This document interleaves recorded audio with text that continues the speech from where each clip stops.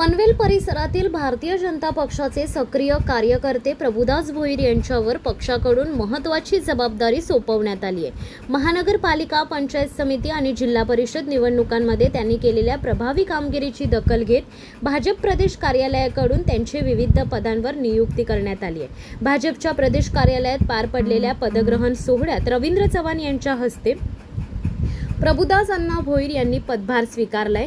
या अंतर्गत त्यांची अखिल भारतीय माथाडी कामगार सेनेच्या सचिवपदी, माथाडी कामगार संघटनेच्या रायगड जिल्हाध्यक्षपदी तसेच अखिल भारतीय कामगार कर्मचारी संघ महाराष्ट्र नवी मुंबई विभाग सचिवपदी नियुक्ती करण्यात आली आहे। या पदग्रहण सोहळ्यासाठी प्रभुदास भोईर शेकडो कार्यकर्त्यांसह भव्य वाहन रॅली काढत प्रदेश कार्यालयात दाखल झालेत। यावेळी मोठ्या संख्येने कार्यकर्ते उपस्थित होते आणि संपूर्ण परिसरात उत्साहाचे वातावरण पाहायला मिळाले।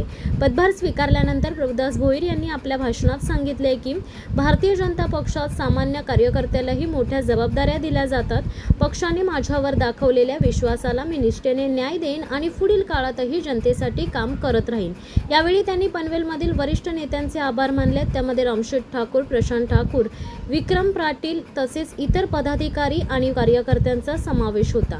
पनवेलसारख्या तळागाळातील कार्यकर्त्याला राज्य पातळीवर संधी मिळाल्याने स्थानिक भाजप कार्यकर्त्यांमध्ये समाधान आणि उत्साह व्यक्त केला जातोय। प्रभुदास भोईर यांच्या या नियुक्तीमुळे रायगड जिल्ह्यातील संघटनात्मक बळकटी वाढण्याची अपेक्षा आता व्यक्त होते। आज आपली नियुक्ती झालेली आहे, काय सांगणार?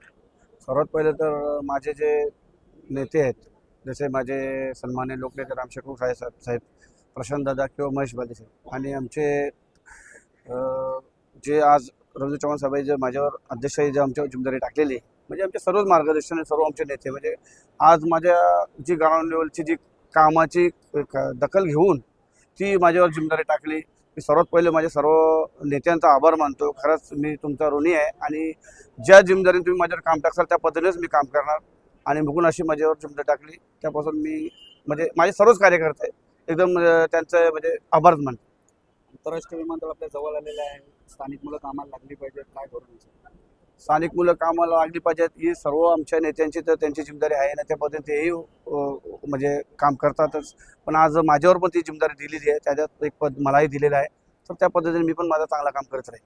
माथाडी वाहतूक सेनेमध्ये आपण याआधी काम केलेलं आहे, वाहतूक अध्यक्ष आपण राहिलेला आहात।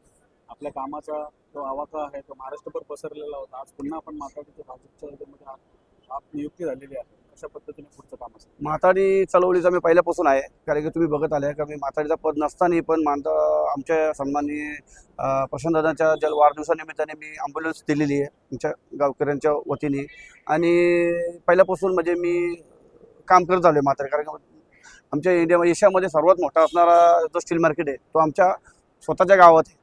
तर माथाडीची जी समस्या मला जी माहिती आहे ती माझ्यासारखी कोणाला जास्त माहिती नसेल म्हणजे आमच्या एरियामध्ये, त्या पद्धतीने मी त्याचं काम करणार आणि आज माथाडीची मला एक लिगली जिम्मेदारी दिली तर मी माझे रवींद्र चव्हाण साहेबांचा, आमच्या सर्वच नेत्यांचा मी आभार मानतो। आतापर्यंत आम्ही पाहिलं जी जिम्मेदारी आपल्याला जबाबदारी आपल्याला दिली गेली ती आपण पार पाडली। पनवेल महापालिका असेल, जिल्हा परिषद, पंचायत समिती असेल, आता आपण माथाडी कामगारांनी आंतरराष्ट्रीय विमानतळासाठी कसं कुठेतरी आम्ही चांगला काम करतो म्हणून आम्हाला जिम्मेदारी भेटतोय आणि असंच काम करत राहील आणि मी माझ्या परत सर्वच नेत्यांचा मी आभार मानेन।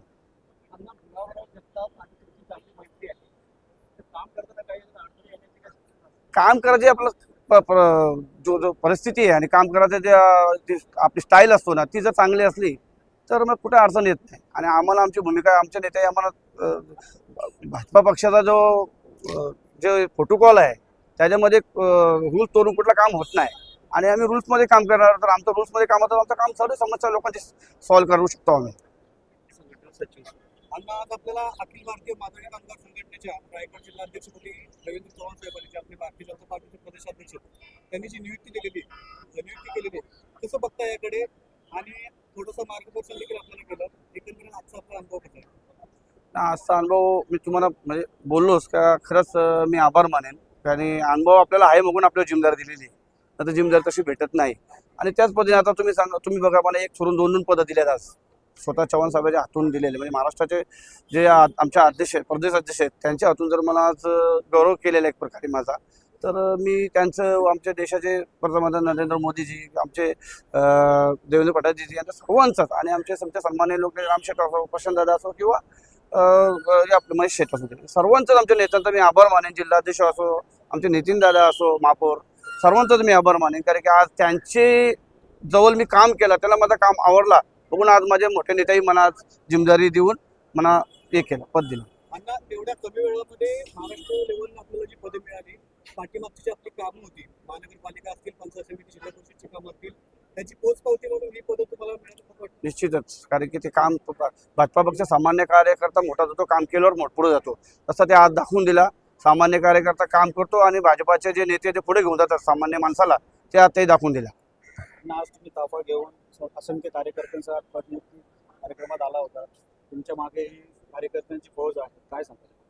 सर्वात पहिले तर माझे कार्यकर्ता असो, माझे गावचे कुटुंबाचे माझे लोक असो, सर्व आमचे गावकरी असो किंवा माझे सर्व कार्यकर्ते जेवढे माझे वाहतूक संघटना असो किंवा जेवढे माझ्या संघटना आहेत तेवढे त्यांचाही आभार मानेन. कारण तुम्ही माझ्यावर जे प्रेम करता आणि विश्वास टाकता, त्या विश्वासाने तुम्ही माझ्यासाठी एवढे लांब मुंबईला पण तुम्ही ज्या पद्धतीने आले, तर खरंच मी तुमचे आभार मानेन. आणि तुमचेही काय काम असेल तर आपली संघटनेमध्ये आपण पार करू.